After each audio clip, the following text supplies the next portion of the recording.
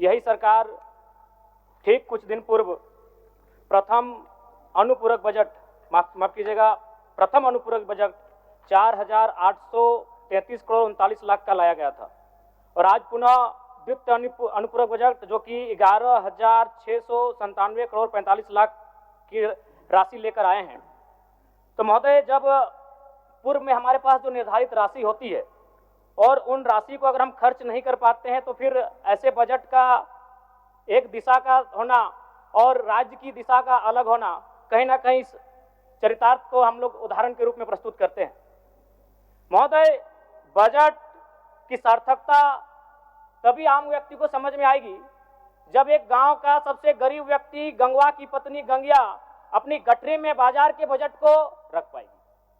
आज तमाम माननीयों ने, हमने भी सोचा था कि पक्ष की तरफ से विषय को रखा जाएगा, विपक्ष वाले तर्क को प्रस्तुत करेंगे और इसी बीच मैं एक नया नवेला युवा सीखने का कार्य करूंगा, लेकिन मैक्सिमम समय इन्होंने दिशाहीन मुद्दों पे रखा। तो मैं, चूंकि मैया सम्मान योजना मूल बिंदु रही, केंद्र बिंदु रही, किसी ने उसे सम्मान कहा, नारियों का सम्मान कहा, महिलाओं का सम्मान कहा, हम लोग भी महिलाओं के सम्मान के पक्षधर हैं। हमारे एक भाई कह रहे थे कि 2,500 रुपए की राशि जब एक स्कूल कॉलेज में पढ़ने वाली बहन को दिया जाएगा तो उससे वो स्कूल कॉलेज कागज कॉपी कलम की सामग्री लेगी। मैं कहना चाहूंगा, अगर आप उसे स्कूल कॉलेज जाने से पहले अगर 2,500 रुपए देंगे तो उसे आप निकम्मा और आलसी बनाएंगे। यदि आपको उस राशि को देना है तो उसके स्कूल कॉलेज जाने के बाद दीजिए, स्कॉलरशिप के रूप में दीजिए।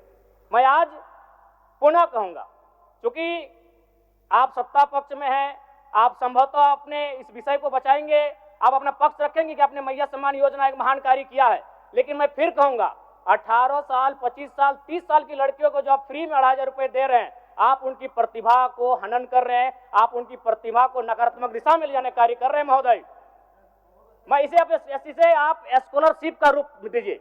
आपको 2,500 रुपए देना है, स्कूल से पहले देंगे ना। मैं कह रहा हूं, मैं भी, मेरी भी सैकड़ों बहनें हैं गांव में, अगर आप स्कूल जाने से पहले 2,500 रुपए के हाथ में देंगे, उस पैसे को वह गलत कार्यों में, गलत नहीं कहेंगे, कुछ ऐसे कार्यों में खर्च करेंगी जो लुभावनी हो।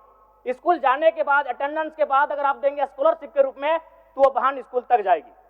दूसरा सवाल और एक महत्वपूर्ण विषय महोदय। एक मिनट माननीय सदस्यगण, सभा की सहमति हो तो सदन की कार्रवाई समाप्त होने तक समय बढ़ाई जाए। बोलिए, अब समाप्त करिए, बोलिए। महोदय, यदि वास्तव में मैया सम्मान की राशि 2,500 रुपए सम्मान है तो मैं चाहूंगा हम लोग एक सार्थक दिशा में बढ़िया। महोदय, आज जितने भी माननीय हैं उनको बस की सुविधा दी जाए, जितने भी माननीय हैं अपने घर से ट्रेन की सुविधा से सदन आए, जितने भी माननीय हैं वो अपना टीए भत्ता का त्याग करे, जितने भी माननीय हैं यह जांच हो कि उनके बच्चे सरकारी स्कूलों में पढ़ते हैं या गैर सरकारी स्कूलों में पढ़ते हैं, निजी स्कूलों में पढ़ते हैं, इस विषय का भी जांच हो। अगर उसमें अगर कसौटी में उतरते हैं, हम कहेंगे ये मैया सम्मान योजना है, और नहीं तो इसे केवल और केवल जिस सपने के साथ ये राज्य अलग हुआ था वो सपना कहीं ना कहीं अधूरा होगा। महोदय, 2,500 रुपया सम्मान की कसौटी नहीं होगा। सम्मान तभी होता है जब समानता से आता है, समानता है तभी सम्मान है। अगर समानता नहीं है महोदय तो किस सम्मान की आप बात करते हैं? महोदय, मैं पुनः इस चीज कहना चाहूंगा, महोदय 30 सेकंड 45 सेकंड का समय चाहूंगा। आदरणीय परम श्रद्धेय, सीजीएल का मामला अभी भी गर्म है। यदि सरकार को लग रहा है वो सच्चे हैं तो सांच को आंच क्या करा लीजिए जांच, सांच को आंच क्या करा लीजिए जांच। और अब कब तक बहाना दीजिएगा कि ये विपक्ष की साजिश है?